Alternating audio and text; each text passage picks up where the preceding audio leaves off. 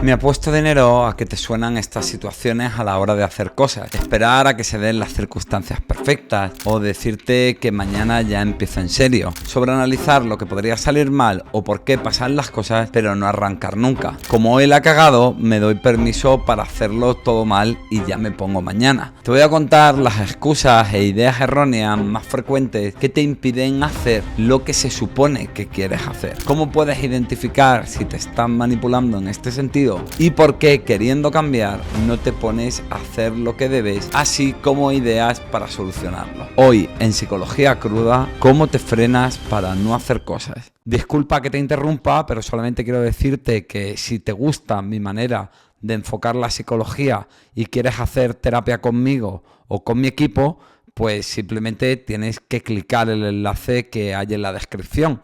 Los miembros de mi equipo son psicólogos que yo he formado personalmente y que llevan conmigo desde 2017. Y si tu problema, como el de la mayoría de la gente, para acceder a la terapia es el económico, simplemente decirte que el patrocinador de este podcast, Estar Contigo Terapia, tiene la solución. De manera que a través de su programa único en España de pago en cuotas puedas acceder a 4 sesiones de psicoterapia al mes de 50 minutos por un total de 49 euros mensuales. Así que si estás interesado, mira los enlaces que hay en la descripción y clica. Y bueno, pues ya simplemente decirte lo típico, que la mejor manera de apoyar mi canal y de ayudarme a dar más visibilidad y que este contenido pueda ayudar a más personas es suscribirte, darle a like o comentarlo. Así que dale cariño. Y bueno, esto es todo, perdona la cuñita publicitaria y vuelvo al vídeo a darte la chapa. Y es que la realidad es que nos tiramos toda la vida queriendo cambiar cosas, en parte porque tenemos una cultura obsesionada con la productividad y con esa milonga de ser nuestra mejor versión, algo que si te interesa ya he analizado en mi segundo libro y en este canal 1000 veces.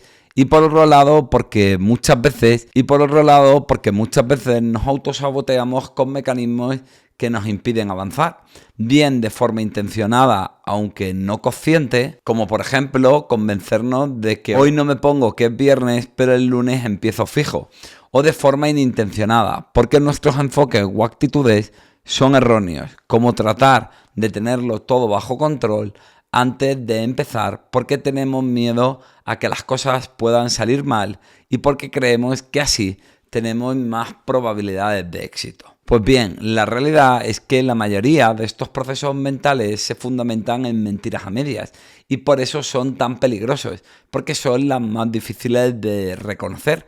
Y es que a fin de cuentas tu mente te conoce muy bien y la parte de ti que no quiere hacer eso que se supone que quieres hacer, sabe cómo te tiene que enfocar las movidas para que te suenen bien y engañarte. Pero ¿por qué una parte de nosotros no quiere hacer lo que se supone que queremos hacer? Esto puede pasar por diversas razones. Una, porque lo que estás intentando cambiar es una conducta que te protege de algo. Dos, porque lo que vas a hacer te enfrenta a algún miedo profundo. Si eso sale mal, sentirte tonto, ser rechazado, que otros te ataquen. 3, porque tratas de tener todas las variables bajo control en un intento de seguridad y perfeccionismo. 4, porque te machacas del carajo y eres tu peor enemigo. Y 5, porque en el fondo no quieres cambiar eso. Y lo haces más por contentar a los demás, porque es lo que se espera de ti y cubrir expectativas de otros. Aquí el nivel de autoengaño es brutal y te aseguro que no es pereza o que estés tonto. Párate a pensarlo, nadie se jode la vida en algo realmente importante por vago o no aprender la lección. Eso tendría sentido unas veces, pero no sistemáticamente. Y es que el dolor siempre moviliza el cambio. Lo que ocurre es que eso que tienes que hacer te da mucho miedo. Puede que no seas ni consciente, porque las personas nos logramos engañar muy bien. De hecho, por eso existe la psicoterapia, por eso existe mi profesión, para ayudarte a entender tu realidad sin ese tipo de automanipulaciones y de distorsiones a las que te sometes de manera automática. Pero te aseguro que si no te protegiera de un miedo o dolor, tu mente no le daría tanta fuerza a esos procesos que te impiden hacer lo que quieres hacer. Y es que a fin de cuentas la naturaleza, no solo el ser humano, sino cualquier organismo biológico, funciona en base a un principio muy básico pero muy fuerte. Potencia lo que le protege del dolor y el peligro y desecha lo que le hace daño. Así de básico. Darwinismo y puro instinto de supervivencia. Eso está muy afianzado en nuestra mente y tiene mucho poder. Lo que pasa es que a veces no entendemos bien de qué nos protegemos no haciendo algo que se supone que queremos hacer. Así que te voy a ayudar a entenderlo. Y en este capítulo vamos a analizar cada una de las estrategias más eficaces y las más habituales que hacemos para no hacer lo que se supone que queremos y ver cómo nos frenamos sin darnos cuenta. Y sí, te voy a hablar de los típicos de la procrastinación y de tenerle mucho miedo a la opinión de los demás. Pero te los dejo para el final porque de eso ya habrás oído hablar tela y prefiero explicarte otros más sutiles y menos conocidos a los que no se les presta tanta atención, pero que veo cómo bloquean a mis pacientes cada día en mi consulta. Así que vamos a ello y vamos a profundizar en estos mecanismos más eficaces. Empecemos por la más habitual de estas trampas, que es esperar a tener las condiciones perfectas, las más favorables para alcanzar el éxito, ¿no? Es esto que siempre la aplazas porque, bueno, hoy no porque tal, mañana en otro momento va a ser mejor por lo que sea. Aparentemente tiene sentido salir a navegar cuando los vientos son más propicios y no hay una buena tormenta, pero la realidad es que ese momento ideal no acaba llegando nunca y se convierte en un mecanismo perfecto para no reconocer que no lo quieres hacer. Estas variables pueden ser internas, como por ejemplo no ponerte a estudiar porque no has dormido bien y te duele la cabeza, o no presentarte a una entrevista porque no te la has podido preparar a fondo. Pero también pueden ser externas, como por ejemplo aplazar esa conversación incómoda con tu pareja porque ves que tiene un mal día o porque lo has tenido tú, o decidir no salir a correr por la mañana porque hace frío. Sea cual sea el contenido y si la variable es interna o externa, el mecanismo mental es el mismo. Hay un factor que justifica no hacer eso que nos cuesta. Es decir, que lo que estamos haciendo es poner toda la responsabilidad en factores que escapan a nuestro control.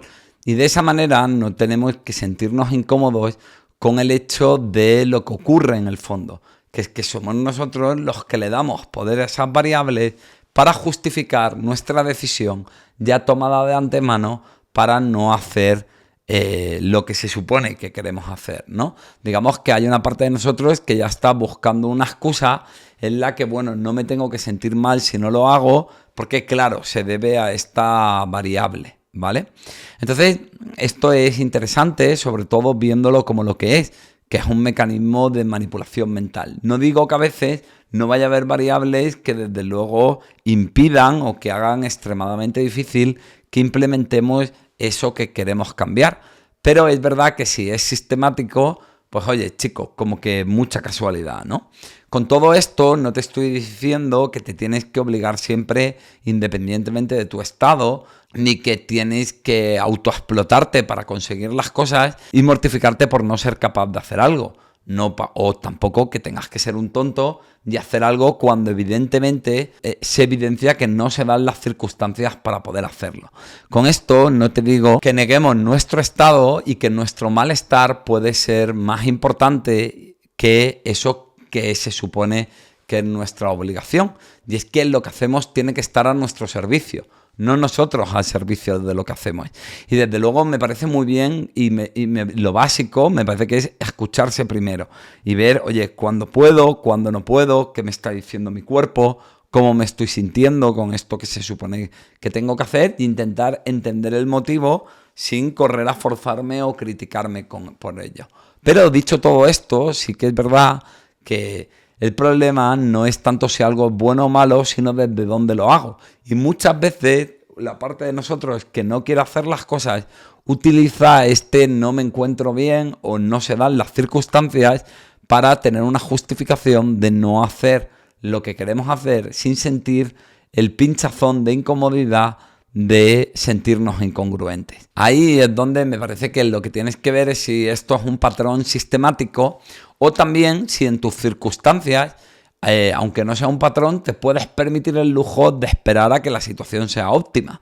Porque esto no siempre ocurre, ¿no? Hay veces que yo puedo decir, oye, pues me encuentro mal, no estoy para estudiar, o no es, pero es que yo no puedo, el examen no va a cambiar de día, entonces mejor rendir hoy un poco que no rendir nada, ¿no? O a lo mejor puedo decir, joder, es que para hacer esto tengo mucho miedo, pero es que si no empiezo a enfrentar el miedo, nunca voy a poder superarlo, ¿no? Entonces creo que es importante que veamos cómo esto en el fondo funciona desde un mecanismo básico, que es no querer asumir la responsabilidad de mi decisión y colocar la responsabilidad en variables que, aunque sean externas o internas, aparentemente yo no tengo control sobre ello. Y desde luego, si ocurre con frecuencia, pues posiblemente te estás haciendo trampas al solitario, ¿vale? Creo que hay que entender que hay que arar la tierra con los bueyes que tenemos en la mayoría de las veces y que lo ideal es enemigo de lo bueno. Y que no es cierto que no se puedan conseguir veces con las cosas,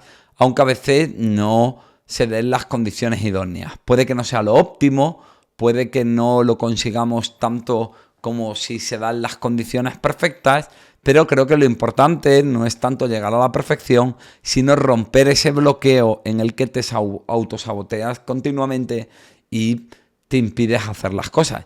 Creo que esto siempre lo digo siempre, lo dije en el capítulo anterior y lo repito siempre, que una cosa que ayuda mucho es dejar de poner el foco en el resultado y empezar a poner el foco en la coherencia. Es decir, no importa tanto lo bien que me salgan las cosas, sino lo importante es ser coherente con mi propósito y con mi supuesta decisión de lo que quiero cambiar. Además, creo que otra cosa que te va a ayudar es la idea de la exposición. Muchas veces lo que hace que te cueste tanto a ponerte a cambiar eso es el hecho de que cuando te pones a hacerlo conectas con algún tipo de miedo, como que te he comentado antes, el miedo a que salga mal, el miedo al rechazo, que es una situación en la que te sientes torpe y poco competente, y hay algo en lo que puedes reducir ese malestar simplemente con la exposición, ¿vale? Que es una ley de psicología básica que dice que cuanto más me expongo a algo, cuanto más me acostumbro a ponerme en una situación, aunque me cueste y me resulte incómoda, pues mi cuerpo se va habituando, va creando un hábito y cada vez le duele menos. Aquí también es interesante preguntarme si me estoy tratando bien haciendo esto. Es decir, independientemente de que identifique esas variables y de que vea cómo me lo ponen difícil, pues puedo pensar, oye, no enfrentando esto, rindiéndome ante esta variable, estoy tratándome bien. Y hay veces que vamos a ver que sí, oye, pues mira, no voy a estudiar porque tengo 39 de fiebre y no tiene sentido, o no voy a ir al gimnasio porque hoy estoy cansadísimo del curro y no pasa nada, ¿vale? Pero otras veces vamos a ver que exactamente la misma excusa es una manera de abandonarnos, es una manera de mantenernos en el no cambio de una variable que nos hace mucho daño, ¿vale?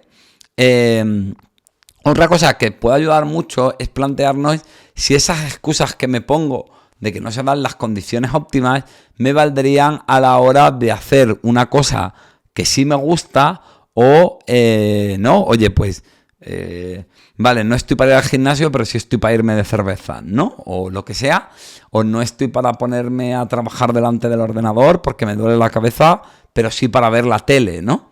Y por otro lado también plantearme si esas excusas que me estoy poniendo, si ese análisis de las variables tendría tanto peso y sería suficiente a la hora de hacer algo por otra persona y no por mí. Y es que muchas veces nos esforzamos más cuando tiene que, y nos importa más el dolor del otro que el dolor de nosotros mismos. También tener en cuenta que cuantas más condiciones pones para poder hacer las cosas, más improbable es que se den. Porque, claro, es una interacción de sucesos, ¿no? Y esto cualquiera que sabe algo de probabilidad sabe que cuantas más variables meto, más difícil es que todas ocurran a la vez. Entonces, muchas veces es aprender a reducir y diferenciar las variables importantes de las no importantes. Bueno, vamos con el siguiente mecanismo habitual de autosabotaje, que es la parálisis por análisis. Mira, todas consiste en el estudio de analizar todas las variables minuciosamente, de querer entenderlas todas muy bien y querer comprender las implicaciones de cada acción, ¿vale? Esto es lo que yo llamo el jugador de ajedrez. Es decir, lo que estoy haciendo es intentar prever cada movimiento, ¿no? Oye, pues si yo muevo el caballo, el otro moverá el alfil y entonces aquí puede que me ataque por no sé qué y yo haré no sé cuánto. Es decir, básicamente este tipo de conductas obsesivas y rumiantes tienen que ver con intentar analizar todas las variables para tenerlo todo bajo control. Y muchas veces lo hacemos con un punto obsesivo. Es decir, entiendo que a la hora de implementar algo puedo querer comprender cómo funciona o entender cómo influyen determinado tipo de factores, pero muchas veces lo que hago es convertir en una excusa el todavía no lo entiendo suficientemente bien o no lo he planeado suficientemente bien, pero es un nivel de análisis que nunca es suficiente. Es decir, nunca se satisface, ¿no? Siempre hay algo que no acabo de entender, entonces como no lo acabo de entender no me pongo con ello, o siempre hay algo que tiene un matiz y un detalle que tengo que atender y que tengo que analizar antes de pasar a la acción, ¿vale? Básicamente es para lo que yo por eso lo llamo así, parálisis por análisis, ¿no? También porque además darle tantas vueltas a todo me puede crear al final más turbación, más confusión y más miedo, y que eso me impida echarme a la acción. Y es que aquí la pregunta es, ¿a qué le tenemos tanto miedo? Que estamos intentando evitar a toda costa hasta el punto de obsesionarnos con cada variable. Es decir, ¿cómo prefiero torturarme mentalmente antes de ponerme a la acción? Esto evidencia que se quiere tener todo bajo control, normalmente por miedo a que algo salga mal. Lo que estoy haciendo para protegerme de lo que temo, que es que salga mal, se convierte en lo que me acaba torturando, que es este sobreanálisis. La pregunta, volvemos a ella, es ¿por qué tengo tanto miedo a pasarlo mal con este tema, ¿no? Al fracaso, a que haya un potencial conflicto, a que la otra persona me diga que soy malo, a que se rían de mí, a no lograr eso. Con frecuencia, esta sensación tiene mucho que ver con la sensación de indefensión, ¿no? Con la sensación de que si sale mal no me voy a poder proteger. Porque claro, si sale mal y yo puedo reaccionar a lo que sale mal, pues no debería darme tanto miedo. Pero si yo me siento indefenso y siento que si algo sale mal no voy a poder hacer nada, ahí es donde necesito analizar cada variable para tener el control. Y es que con frecuencia ese pasarlo mal tiene sobre todo que ver con el miedo al conflicto. Te aseguro que todo lo que tiene que ver con lo obsesivo y la inacción es muy frecuente en personas que tienen tendencia a reprimir y a evitar los sentimientos de rabia, que básicamente es la emoción que utilizamos para manejar los conflictos, ¿vale? Esto, como te digo, ocurre más cuando ha habido experiencias de indefensión. Por ejemplo, pues niños que de pequeños les han hecho bullying, no se han podido defender, o han sufrido maltrato o abuso, o hay veces que son cosas menos evidentes, pero que están ahí. Como por ejemplo, un padre muy exigente que nunca esté contento haga lo que haga, ¿no? El niño siente que no puede hacer nada, hoy siente que le van a regañar o que no va a estar bien, con lo cual aprende a analizarlo todo para intentar prevenir fallos o para intentar prevenir enfados. El problema es que luego interiorizo eso y funciono desde ahí con un nivel de sobreanálisis que ya no es útil y que simplemente me acaba paralizando o me crea la fantasía de que estoy haciendo algo porque le estoy dando vueltas en mi mente cuando luego en la puta vida real no estoy haciendo absolutamente nada. Otras veces esto responde a otro mecanismo, que es crear una especie de cortina de humo, ¿no? Un elemento de distracción. Es decir, hay una cosa muy frecuente que es que pacientes que no controlan aspectos importantes en su vida, pues no sé, gente que es muy sumisa, o gente que hace lo que se espera de ella, o gente que no tiene el control en una situación de dominación o de manipulación, pues bueno, como no controla algo importante en su vida, pues lo que intentan, y hay un malestar en esa sensación de descontrol, pues la mente lo que hace es intentar controlar otra cosa para equilibrar. Además, si me obsesiono con, por ejemplo, intentar hipercontrolar todas las variables de un tema en concreto, que pues yo qué sé, cómo ir mejor al gimnasio, pues no tengo que hacerle frente a otra cosa que me da mucho miedo, como ponerle límites a mi pareja, ¿vale? Entonces, bueno, básicamente es que muchas veces también el sobreanálisis viene de eso. Sea como sea, lo importante es entender que me quedo en un mundo mental que me impide pasar a la acción. Bueno, ¿cómo solucionamos eso? Pues bueno, yo lo primero que te recomiendo es que el plan de acción tiene que caber en una frase. Es decir, muchas veces un plan complejo con un montón de matices hace que nos sintamos confusos o hace que nos agobie antes siquiera de empezar. Hay que tener una idea básica en la cabeza. ¿Por qué? Porque esa idea nos va a imprimir un norte hacia el que ir. Y esa idea básica tiene que movilizarnos a la acción, tiene que proponernos algo. Básicamente darnos una pauta clara, fácil de implementar en casi todas las circunstancias, para no tener que pararme a analizarlas de nuevo. Tienes que tener una idea básica, como por ejemplo hablar más de mí mismo con las personas si soy tímido, o esforzarme en salir más a la calle si estoy deprimido, o solo no estudio, así que voy a quedar con gente para poder estudiar. Y si te paras a pensarlo, es implementable o al menos intentable, pase lo que pase. Es decir, ahí le estás quitando el poder a las variables porque por lo menos lo puedes intentar. Como verás, esas 3 frases no buscan un resultado definido, sino que valoran lo que sí depende de nosotros, lo que le quita fuerza al deseo de querer controlarlo todo. Y es que, vuelvo a lo mismo, la congruencia tiene que ser el criterio de haberlo hecho bien. Los planes complejos suelen bloquearnos porque además cuanto más complejo es un plan es más fácil que ocurra algo que no teníamos previsto y que no pasemos a la acción. Pero estas frases a mí me gustan porque te marcan un norte y porque ponen el foco sobre todo en lo importante. Además, de manera intuitiva te ayuda a saber si eso te va a venir bien o no. Por ejemplo, en el ejemplo de tengo que quedar con gente porque yo solo no estudio, pues te va a ayudar el pensar cosas como irme este fin de semana a la casa de la playa me va a ayudar a estudiar. Pues evidentemente no. En cambio, ir todos los días a clase creo que me puede ayudar a estudiar. Pues mira, sí, porque voy allí y entonces veo a los compañeros y seguro que engancho a alguien para irme a la biblioteca. O mira, como yo solo no estudio y tengo que quedar, pues voy a pedirle ayuda a un amigo o voy a llamar a alguien. O le voy a decir a mi madre que voy a estudiar en la cocina mientras ella está cocinando o haciendo lo que sea. Es decir, desde esa premisa básica es fácil no perderme en el sobreanálisis de variables y es una premisa que me mueve a la acción, ¿vale?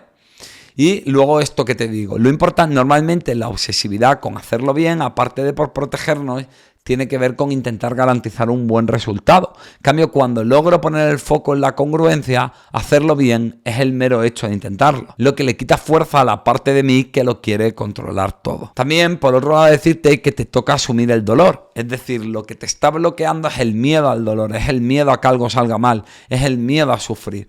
Y he de decirte que si quieres sentirte seguro para hacerlo, no lo harás nunca. ¿Por qué? Porque la seguridad se construye enfrentándome a las cosas que me dan miedo. Es decir, sentir miedo y sentir malestar son las condiciones para luego poder sentirme mejor. Es atravesar eso y experimentar eso el proceso que forja confianza y que forja seguridad en mí mismo. Además, si siempre te dices que tienes que tenerlo todo bajo control, lo que te estás comunicando a ti mismo es que no eres capaz de asumir el malestar, es que no vas a poder soportar ni tolerar el fallo o el dolor de ese rechazo o de ese conflicto. Y sobreprotegerte va creando en ti una sensación de cada vez ser más débil, más vulnerable, más indefenso, y eso fomenta la parte de ti que se obsesiona y que quiere controlarlo todo para crearse una falsa seguridad. Bueno, ahora vamos con otra de los clásicos, que es poner la responsabilidad fuera, es decir, culpar a otros.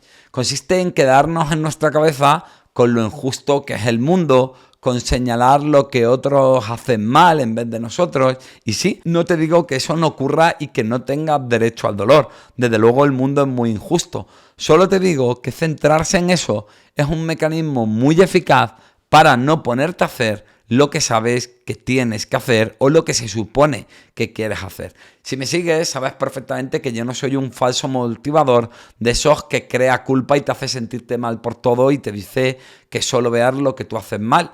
Pero, por eso, quéjate, te doy todo el permiso del mundo, pero no te instales en la queja. Y sobre todo, toma conciencia de cómo muchas veces usamos la queja como un mecanismo defensivo para no enfrentar lo que nos da miedo. O sea, lo interesante de todo esto es pensar por qué nos enganchamos en esto que nos crea una ilusión de que estamos pensando en cómo resolver el problema, de que estamos haciendo algo con ello. Pero en el fondo no nos está movilizando para nada la acción. Pensar lo que otros hacen mal y por qué deberían cambiarlo no va a hacer que tú te muevas. Y siento decirte que te toca asumir una putada. Y es que la vida es injusta de cojones. Y eso es una verdad incómoda. Está bien que puedas darte cuenta de ello para no machacarte a todo a ti y culparte por todo lo que le pasa, porque hay cosas que dependen de otros. Está bien entender en su justa medida que sí depende de ti y ver incluso lo injusto del sistema o las explotaciones que vives. Pero más allá de eso no resuelve nada. Y de hecho la injusticia del mundo va a seguir estando ahí. No puedes cambiar las reglas del juego. Así que en el fondo solo tienes dos opciones. No participar en él y renunciar a eso, o asumirlas y hacer lo que está en tu mano intentando actuar en base a ellas de forma inteligente, aunque no te gusten o seas injustas. A mí hay una cosa que ha ocurrido ahora mucho, que es que hay una actitud y un discurso muy promovido por toda la doctrina woke con el enfoque del privilegio, ¿no? Y es verdad que a nivel social no digo que no sea útil para analizar las estructuras de poder, ¿vale? Y para poder plantear alternativas que pueden ser más justas o hacia dónde dirigir el cambio social. Pero para tu vida privada e individual no va a servir absolutamente de nada. ¿Por qué? Porque no está en tu mano cambiar la sociedad, ni qué normativo, ni la forma de entender la vida. Así que para manejar esto y ver si estás utilizándolo como un mecanismo de autosabotaje, te tienes que plantear. Este tipo de análisis y de queja me lleva a la acción. Verás que la respuesta es que no la mayoría de las veces. Así que puede ser cierta tu análisis y tu queja, pero no es una estrategia útil para provocar los cambios que necesitas en tu vida.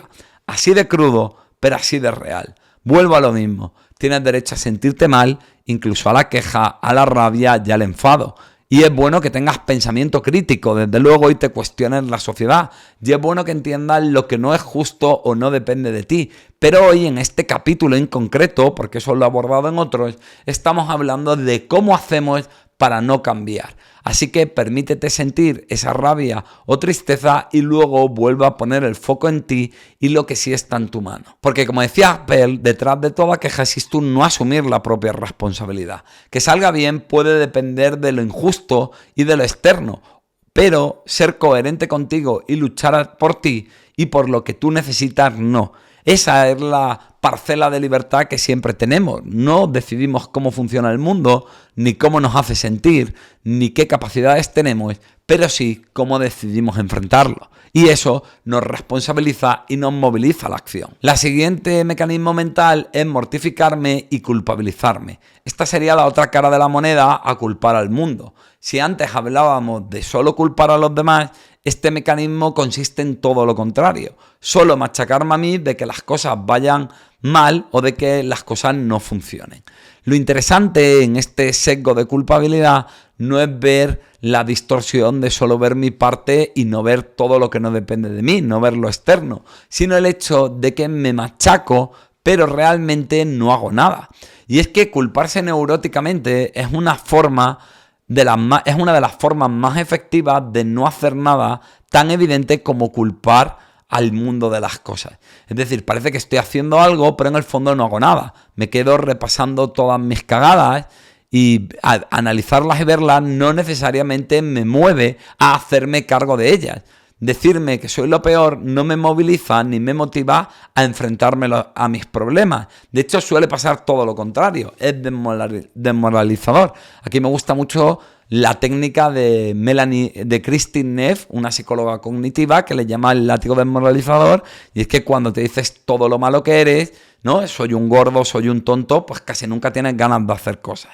Y es que las personas creemos que la crítica funciona como cuando un jinete fustiga a su caballo para que corra más rápido. Que es que para evitar el dolor, el caballo va a correr más. Es decir, para evitar la crítica seremos más activos y lo haremos mejor. Y eso funciona pero muy pocas veces. Y para que lo haga, la crítica tiene que ser algo puntual, no mi manera habitual de manejar las cosas. Si simplemente a un caballo ya reventado o nervioso le foto, y además la foto de manera cruel e indiscriminada, lo único que consigo es que sufra más. De hecho, darme caña solo fomenta que no haga las cosas, porque me desmoraliza, como te digo, ¿no? O sea, cuando me siento lo peor, no me veo capaz, porque me crea inseguridades de tanto decirme todo lo malo que tengo, porque si soy el malo y el culpable de mi dolor y soy lo peor y un ser despreciable y una mierda, no tiene sentido esforzarse por algo que es una mierda y no vale nada.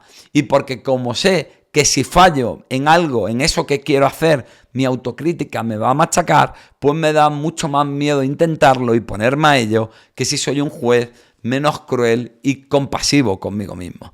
Lo interesante de este mecanismo es entender que juego al juego de la culpa porque es una fantasía de estar haciendo algo y de que me importa mucho. Por eso me torturo tanto. Pero en realidad no es cierto, porque no estoy abordando el problema, no estoy provocando ningún cambio, no estoy haciendo absolutamente nada en el mundo real, solo dándome cera y repasando los errores en mi mundo interno, creándome una fantasía de terror. Así que simplemente pon el foco en qué puedo hacer con lo que tengo ahora, sin pensar si es culpa tuya o no haber llegado a esta situación. Y aunque esto no es tan resolutivo, trata de mirarte de forma amable, que tu dolor no te estorbe, que no te moleste y no seas tan cabrón contigo mismo, porque te aseguro que todos, absolutamente todos, cometemos errores, pero nadie se merece vivir eternamente mortificándose y fustigándose por ellos. Así que aunque este podcast está más centrado en ser resolutivos y cómo dejar de autosabotearnos, recuerda que esto ni es eficaz ni es humano y que tu dolor importa. Tienen que ser las cosas que haces las que estén al servicio de ti, no tú de las cosas que haces. Así que vamos al siguiente mecanismo habitual, que es lo que yo llamo desviarse, ¿vale? Desviarte llamo a todo lo que sea hacer cosas que no son exactamente lo que se supone que quieres hacer. Es decir, acercarte a cosas que queremos pero que no es. Son todas esas salidas que tomamos cuando se supone que vamos a un lado en concreto. Se puede expresar de múltiples formas, como por ejemplo ponerte a hacer muchas cosas en vez de focalizarte en un tema, o conformarte con cosas que se parecen a lo que quieras conseguir, pero que no son exactamente lo que quieras conseguir, o de pronto priorizar cosas menos importantes. La idea básica de esta idea de la desviación es que cuando algo nos da miedo, podemos acabar haciendo cosas para llegar a... podemos acabar haciendo conductas para llegar a otras cosas que no son lo que queremos, pero que nos resultan menos amenazantes, ¿vale? Con esto no te estoy diciendo que esas cosas que acabamos consiguiendo no sean importantes o positivas. No tienen por qué ser una chorrada, ¿vale? No eres tan tonto. Simplemente no es lo que realmente queremos conseguir de corazón y no es lo que queremos hacer, ¿vale? Y aquí te voy a poner ejemplos porque sé que a veces puede sonar muy ambiguo. Por ejemplo, puede gustarme una chica y en vez de atreverme a ir a por ella e intentar seducirla, lo que hago es convertirme en su amigo. Entonces estoy alcanzando algo que no es lo que realmente deseo, pero que en parte se parece. Porque tengo intimidad, porque tengo cercanía, pero joder, no tengo que asumir el miedo a que me rechace y a que todo el mundo lo sepa o a que se pueda enfadar conmigo, ¿no? O a lo mejor puedo ponerme a ir a por una oposición o cursar algo, por ejemplo, cursar enfermería, cuando lo que quiero es ser médico, ¿no? Porque tengo la sensación de que la enfermería es algo más sencillo y tengo miedo a que se evidencie que soy tonto si intento empezar medicina y no lo consigo, ¿no? Bueno, pues esto es una desviación. Esto es acercarme a cosas que se supone que se parecen a lo que quiero, pero que no es lo que quiero. U otras veces puedo iniciar prácticas que están cercanas a algo, pero que no son exactamente esa cosa. Como tirarme el día organizando los apuntes, pero no ponerme a estudiar, ¿vale? Esto a veces lo hacemos por satisfacer parcialmente nuestro deseo con un sustituto más cómodo o que nos da menos miedo, o para distraernos de lo que realmente queremos, pero que nos acojona. Te digo, las formas más habituales de hacer esto son focalizarnos en muchas cosas para no acabar haciendo nada, ¿no? Pues, por ejemplo, me pongo a aprender a cocinar recetas saludables, me pongo a comprarme un montón de ropa deportiva y de pesas y monto un gimnasio en mi casa, me pongo a comprar comida orgánica y hago todo eso, que puede estar bien, pero realmente mi idea es perder peso. Y ahí la clave es moverme más y comer menos. No tengo que aprender a cocinar tan bien o no tengo que tener tanto equipo. Simplemente necesito empezar a moverme y empezar a ingestar menos calorías. No digo que estas cosas no sean buenas o importantes, pero muchas veces gasto mi energía en eso porque me cuesta menos o me protege de enfrentarme a algo incómodo. Como en este ejemplo, podría ser ir al gimnasio y tener que ponerme delante de un espejo y que otros vean mi cuerpo con el que no estoy cómodo. Así que me centro en esto, en ver esas recetas de YouTube saludables, en prepararla, comprarme unas pesas para casa, en pensar cómo lo voy a hacer, que son cosas próximas a lo que quiero conseguir y me creo la falsa sensación de que estoy haciendo algo para ponerme a cambiar cuando no es así. La solución para esto es definir bien lo que queremos hacer y no dejar que nuestra mente, de manera defensiva, busque esos desvíos que no conducen realmente a donde yo quiero ir. Otra forma de desviarnos es priorizar de pronto otras cosas, como por ejemplo tener que estudiar y ponerme a organizar y a ordenar el dormitorio, ¿no? De pronto es muy importante ordenar el dormitorio para ponerme a estudiar o hacer cualquier otra cosa que de pronto, pues eso, nos parece más trascendente cuando tenemos que hacer eso que nos da miedo y que nos resulta incómodo. Entiende que en todo esto se ve bien cómo no es que sea vagancia o que seas tonto o disperso, es que es algo que haces sin darte cuenta para protegerte de algo que te da mucho más miedo. Por eso ocurre sistemáticamente y por eso no dejas de hacerlo, porque funciona. Porque es un mecanismo terriblemente eficaz. Lo que te señalo hoy de darte cuenta de estos procesos no dejará que lo hagas, ¿vale? Del todo, no lo cambiará de golpe.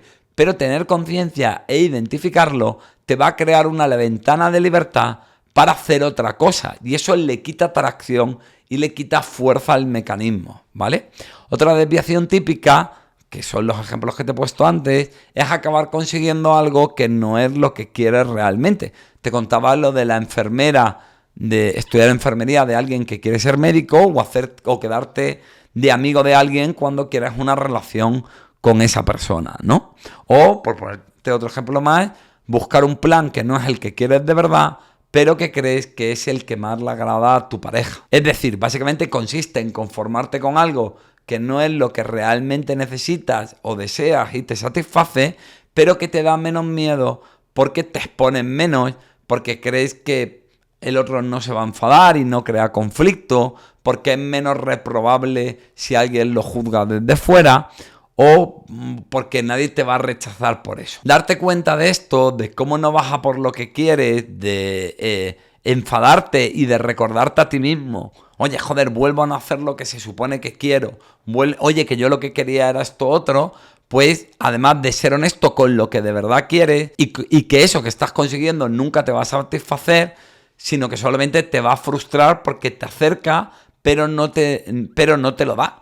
Todo esto, aunque parezca malo y negativo, te crea una incomodidad que te saca del confort que genera esta desviación. Y esta desviación funciona precisamente porque el confort te permite no moverte al cambio. Así que esa incomodidad, ese enfadarte contigo en el buen sentido, ese recordarte que no es lo que quieres, es lo que te va a generar un malestar que te moviliza al cambio. Así que aquí lo bueno sobre todo es darte cuenta de cómo lo haces y sentir lo que te jode y cómo esto no te ayuda de verdad. Bueno, ahora darle importancia a la opinión de los demás. Esta es de las archiconocidas, pero como es de las más frecuentes e influyentes, pues bueno, voy a por ella. Muchas veces lo que nos hace no ir de forma clara por lo que queremos es el miedo a lo que opinen los demás, que en el fondo no es a la opinión, es el miedo a que nos juzguen, nos critiquen, nos rechacen por lo que hemos intentado o por el hecho de fracasar por ello. Otras, en cambio, es que nos culpabilicen o nos ridiculicen por el resultado o por la naturaleza de lo que queremos obtener, ¿no? Mira a este que se cree influencer cuando alguien empieza a crear contenido, ¿no? O la gente diciendo, mira esta qué mala persona y qué poco considerada y qué guarra, que habiéndolo dejado con su pareja, ya está saliendo de fiesta y ligando como si no le importara absolutamente nada la ruptura o cualquier mierda de estas. ¿Por qué? Pues porque a la peña le flipa criticar, ya que es fácil y no compromete. Claro, lo interesante es cómo manejamos esto, porque aquí siempre sale el tópico de la frasecita fácil de que te tiene que dar igual lo que opinen los demás. Pero la realidad es que no va a ser así. Seamos honestos. Y es que el ser humano es un animal social y a todos nos importa cómo nos ven los demás. El rechazo es de las cosas a las que nuestra mente es más reactiva. Es de las cosas que más le duele, aunque parezca que racionalmente no tiene ningún sentido. ¿Por qué ocurre esto? Pues básicamente en la prehistoria, si todos te rechazaban, estabas muerto. Porque nadie te iba a cuidar, nadie te iba a proteger, nadie te iba a ayudar a conseguir comida. Por eso, en nuestro instinto de supervivencia, en nuestra conciencia evolutiva, está marcado a fuego y lo vivimos como una gran amenaza. Y eso no lo podemos evitar porque es nuestra biología. Así que esto no va de que te dé igual y de que no te importe o no te duela, sino que vas a tener que asumir que esto sencillamente te va a doler. Y además te va a doler más si encima a lo largo de tu vida has tenido experiencias muy desagradables de invalidación o de rechazo, donde tus seres queridos o tus iguales, tus amigos, te criticaron, te abandonaron, te hicieron daño o te hicieron sentir mal por ser como eres. Cuando hemos tenido esas experiencias, pues como nuestra mente sabe lo que duele, es más reactiva. Eso explica mucho también porque alguna gente es más sensible a esto que otra. No es que el otro tenga personalidad y tú no, o que tú no tengas carácter y seas un pusilánime. Es que tú sabes lo que te duele porque lo has vivido y tu mente te intenta proteger. El caso es que hagas lo que hagas, esto te va a doler siempre, sea por un motivo o por otro. Así que en vez de torturarte por ello, lo que tienes que hacer es asumirlo. Hay una frase que si me sigues verás que digo continuamente, que siempre digo que es que el rechazo es el precio de la libertad. Así que más que protegerte del miedo al rechazo, puedes enfocarlo como algo a asumir para poder ser realmente libre. Cada vez que te expones al rechazo, te estás esforzando en conquistar tu libertad. ¿Quieres tirarte toda la vida siendo esclavo de lo que otros quieren? ¿Quieres no poder decidir libremente qué coño haces con tu existencia? Pues no te queda otra que asumir la factura de rechazo, crítica y demás mierdas. Es cierto, te va a doler. Y no te digo que eso no te conmueva o no te digo que no sea importante, pero te aseguro que poco a poco te vas a ir acostumbrando y que cada vez escuece menos. Y sobre todo, que ese acto de lealtad contigo mismo, de elegirte a pesar de todo, de ser coherente y fiel a ti, irá creando una seguridad en ti mismo, una confianza y un amor propio a prueba de bombas, que hará que cada vez te duela menos lo que otros piensen o digan de ti, que cada vez te lo pone más fácil. ¿Hay un dolor en el rechazo? Sí, no lo niego, es la realidad. Pero también hay otro en no ser libre y vivir atemorizado ante la posibilidad de que otros te rechacen porque no les gustas. Te toca elegir cuál de estos dos dolores estás dispuesto a pagar para llevar la vida que quieres. Y ahora vamos a la procrastinación. ¿Qué decir de este tema que es estrella en internet que no hayas oído ya?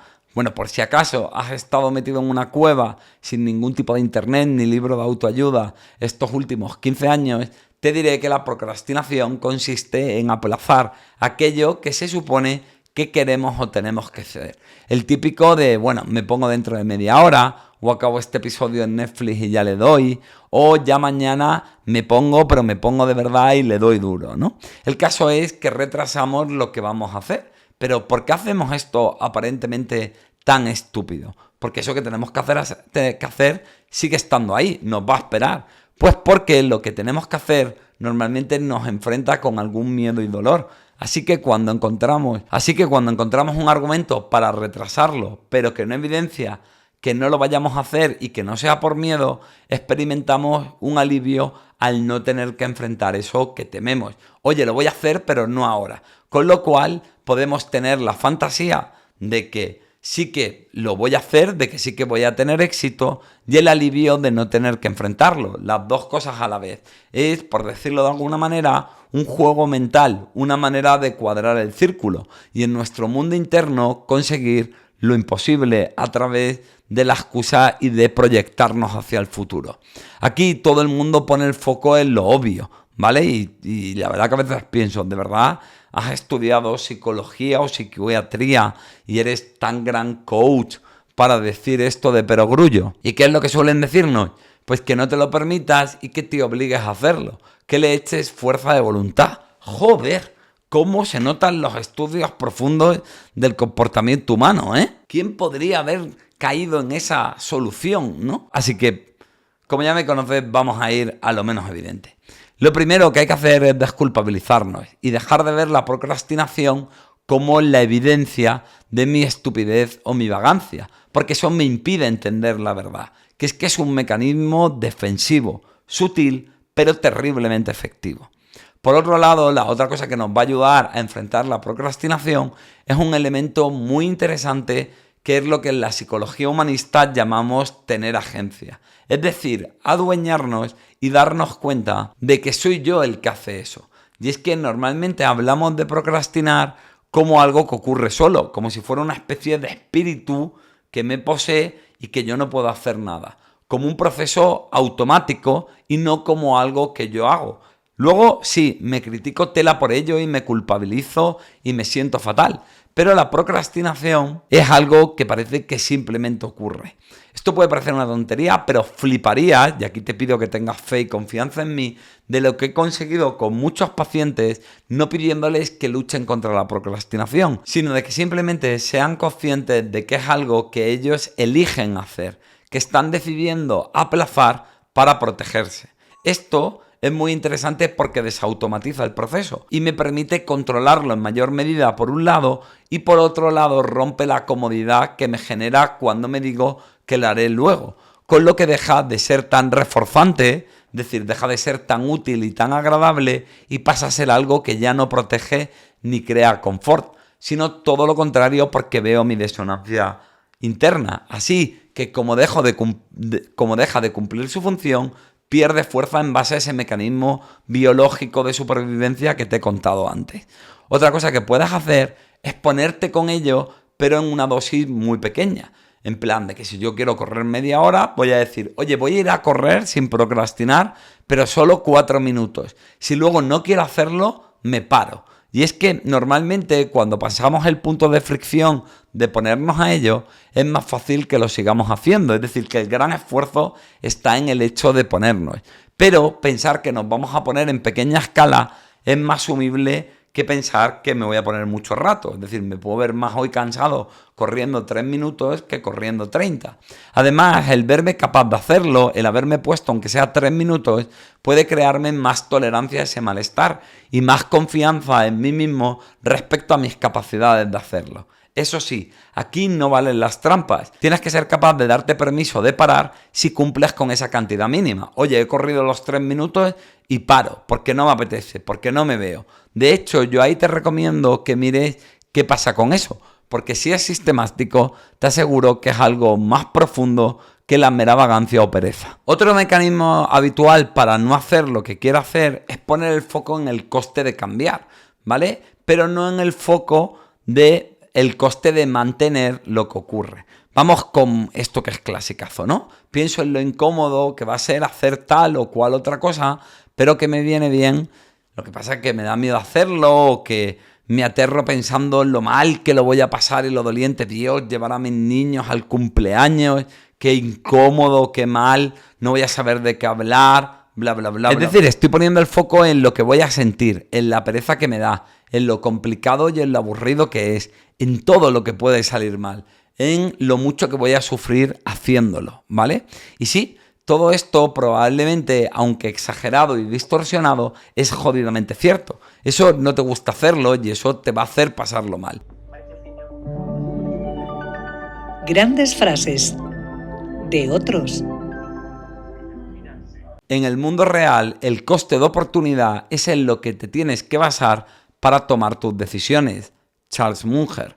He escogido esta frase de este economista porque habla muy bien de esta idea. Es decir, todo tiene un coste. Hacer algo tiene un coste, pero no hacerlo también lo tiene. Y es que muchas veces solamente vemos el dolor o el miedo que nos da una cosa, y eso hace que no veamos el dolor de todos estos mecanismos mentales que te estoy contando en este podcast para no hacer lo que se supone que quieres hacer. Así que espero que esto te ayude a dejar de frenarte y recuerda que también hay un coste cuando te frenas, no solo cuando te pones a ello. Y es que cambiar en temas difíciles suele doler y da mucho miedo cagarla y fracasar. Eso nos pasa a todos. Pero tienes que ver la otra parte, que es que no cambiar también duele. Y aquí te voy a contar una de mis experiencias cuando empecé a hacer terapia. Yo trabajaba en un grupo de adicciones, ¿vale? Y hacíamos una terapia de grupo donde eran los pacientes, mi jefe, que era un adicto rehabilitado que llevaba 20 años limpio, y yo, ¿no? Y un día los adictos sacaron el tema de lo malo que es no tener droga, lo mal que se pasa con el craving, que es el mono, la sensación física, la ansiedad y la angustia, y mi jefe les dejó hablar un largo rato.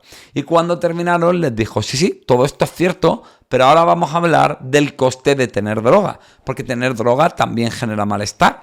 ¿Cómo tienes que ir a pillar a un barrio marginal a las 5 de la mañana y meterte en una casa chunguísima y no sabes si te van a dar un navajazo o te van a vender? ¿Cómo es deber dinero y no llegar a fin de mes porque te gastas toda la pasta en droga? Como cuando coges un avión tienes miedo de que en el control del aeropuerto te identifiquen y te requisen la sustancia y te multen o te detengan. Es decir, no tener droga tiene un coste, pero hay también un coste en tener droga. Y jugamos mucho a este juego. Vemos el coste de cambiar, pero no vemos el coste de no cambiar. Así que aquí lo que quiero que te preguntes es ¿cuánto me cuesta no hacerlo? El decir que lo voy a hacer y luego no lo hago, torturándome mentalmente con que me tengo que poner, la culpabilidad de no cambiar y sentirme fatal por no haberlo hecho, las consecuencias que tiene en mi vida no cambiar eso, que se supone que lo quiero cambiar porque me hace daño, porque no me gusta mi aspecto, porque estoy solo, porque estoy deprimido, y que se supone que lo quiero cambiar como, pues eso, para sentirme mejor, ¿no? Porque esa persona te gusta y no te atreves de ir hacia ella, porque no te gusta tu aspecto físico, porque no te atreves a iniciar ese proyecto que te mola tanto, porque no te pones a estudiar en serio y acabar de una puta vez con la carrera. Es decir, hay un malestar en eso. Las horas con esas ensoñaciones y fantasías donde lo consigues. Y joder, lo bien que te sientes ahí. Lo malo que es no tenerlo y lo que te duele el corazón por ello. Es decir, claro que cambiar tiene un coste, pero también lo tiene el hecho de no hacerlo. Yo personalmente no soy de los psicólogos que te dicen que es lo adecuado. Creo profundamente en la libertad y no te voy a decir que tienes que cambiar y salir de tu zona de confort y todas esas chorradas. Así que elige libremente, pero no puedes hacerlo en base a una contabilidad sesgada y trucada. Cambiar tiene un coste, sí, pero no cambiar también. Cada cosa tiene el suyo. Así que asume de corazón el que quieras y el que estés dispuesto a pagar. Y luego no te tortures. Bueno, esto ha sido todo en este capítulo que te he comentado por los mecanismos más habituales sobre cómo nos tratamos de engañar. ¿Se te ocurre alguno más? Pónmelo en comentarios y te leo. Y recuerda que si te gusta este contenido, pues puedes suscribirte porque subo vídeos todas las semanas y porfi, comenta, dale a like, comparte y suscríbete al canal. Un abrazo y nos vemos en el próximo capítulo.